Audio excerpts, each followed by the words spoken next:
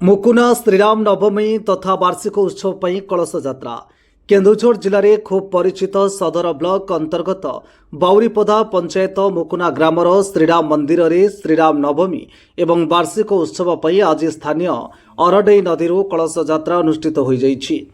Grammar शताधिक पुरुष महिला एकत्रित होई विराट पटुआर सहित शंख बाजा बाड़ हुलाहुलीर ताले ताले जलभरा कलश को ग्राम परिक्रमा करा परे परे मंदिर रे पूजा मंडप कलश स्थापन करी पंडित मानक द्वारा यथापूर्वक होम यज्ञ गुरु पूजा सूर्य पूजा धरित्री पूजा अग्नि स्थापन पूजा अनुष्ठित हो जाइछि। गुरुवार सूर्य पूजा गुरु पूजा चलंती प्रतिमा नगर परिक्रमा और कैकेयी पीठ विजे ठाकुर महास्नान यज्ञ मंडप विजे हेबे। शुक्रवार सूर्य पूजा गुरु पूजा गो पूजा श्रीराम षोडश उपचार पूजा और नवमी व्रत संध्या आलती और प्रसाद सेवन शनिवार पूर्णाहुति हेबार कार्यक्रम रहितबा बेले भक्त और श्रद्धालु मानक पई कमिटी पक्षरु व्यापक व्यवस्था करा जाइछि। भक्तों भिड़ को दृष्टि रे रखी शांति श्रृंखला रक्षा पई सुरक्षा व्यवस्था करा जाइथिबा बेले मीना बाजार दोली आदि दुकान बाजार पड़िबार सूचना रहिछि। मो ना कुंतीलता महांत आम गाँ मुकुना मुकुना ग्रामर ग्रामवासी आम समस्ते ये उपस्थित होचु। आज आमर हूँ कलश यात्रा होता रामनवमी पूजा प्रत्येक वर्ष आमर पालन आसुच्छी। आज आम समस्ते कलश यात्रा बहुत उत्साह सहित समस्ते कलश यात्रा कर पाख आख गाँव समस्त लोक मैंने आसिक उपस्थित रही बहुत खुशी लगुच।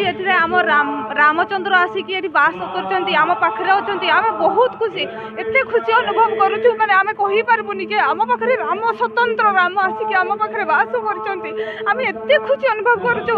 जमती कि नरेंद्र मोदी सेठारे गोटे एत बड़ उद्घाटन कर राम मंदिर प्रतिष्ठा करपरी आम राम मंदिर को नरेंद्र मोदी शाह जी थे आसिक उपस्थित हूँ। मुझे बहुत मान कहूँ अनुरोध करुँची केवे आसिक एठारे उपस्थित हूँ जेपरी से माने आमर राज्य चलाउछंती देश चलाउछंती से देशर जड़े जड़े राम राजा बोली आम भावुचु सेहीपरि आमर एठारे आसिक उपस्थित हूँ। आमको टिके करुणा प्रदान करंतु आम रामचंद्र को दर्शन करंतु किछि करंतु आम यही आशा करूँ। एने कमिटी सभापति नारायण देहुरी कहती विगत वर्ष तुलन में चलित वर्ष लक्षाधिक भक्तों समागम हेबार संभावना रही। एनिमंते कमिटी समस्त सदस्य वृंदों द्वारा किपरि धाड़ी दर्शन सांगकु आरामदायक भावे प्रसाद सेवन व्यवस्था हो पार से निमंते कमिटी पूरापूरी प्रस्तुत रही बोली कहिसंती श्री देहुरी। मो ना कमलोचन महांत मु अंचल जड़े बासिंदा तेज श्रीराम मंदिर में चार दिन 5 दिन धरी आमर जो श्रीराम नवमी अवसर में गतकाली अंकुरारोपण थिला आज कलश शोभा यात्रा चली एवं आसंता काली गो पूजा सूर्य पूजा एमती अनेक पूजा धरित्री पूजा एमती अनेक सब रही तत्सहित चलंती प्रतिमा नगर परिक्रमा सहित आहरी विभिन्न प्रकार कार्यक्रम रही तत्सहित ए वर्ष माहौल टी अलग देखा जाउछि कहीं खूब सुंदर परिवेश मध्य एक शांति श्रृंखलार परिवेश मध्य भव्य परिवेश मध्य जो आज ये महानवमी कार्यक्रम आरंभ होइछि सते जमी कमिटी को निश्चित भाव में धन्यवाद देवा।